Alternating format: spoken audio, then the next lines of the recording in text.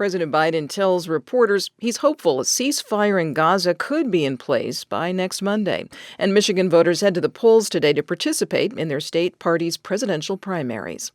Good morning. I'm Corva Coleman from NPR News, and here are today's top stories. President Biden is sounding optimistic that a deal could be reached within the next week to release hostages in exchange for a stop to the fighting in Gaza.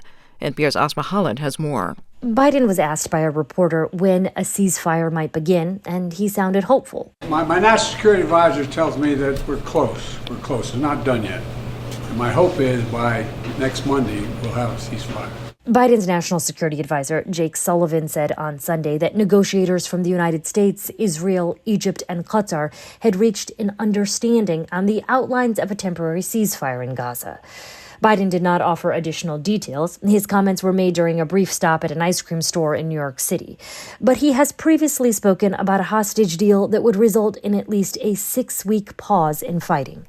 Asma Khalid, NPR News. Today is Michigan's presidential primary election. President Biden is looking for another win on the Democratic side. Former President Donald Trump seeks to add to his delegate total as he moves closer to securing the GOP nomination.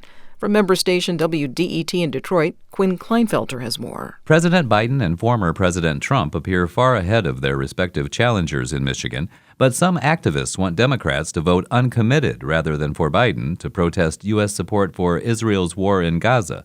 And Trump cannot count on help from the Michigan GOP, which is locked in a fight over who controls the state party.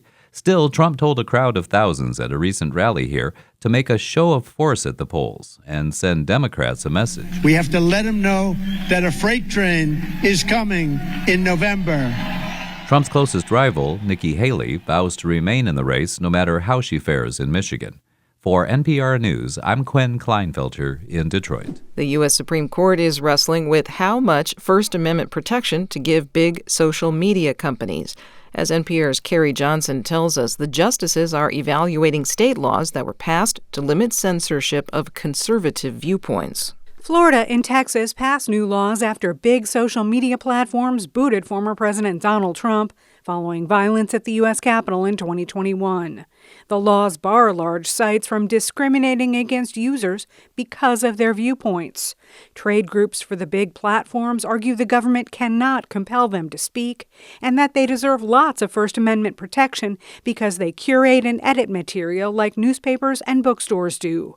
The Biden administration is siding with the social media sites.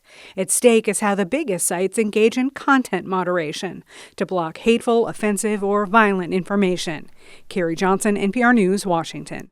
You're listening to NPR.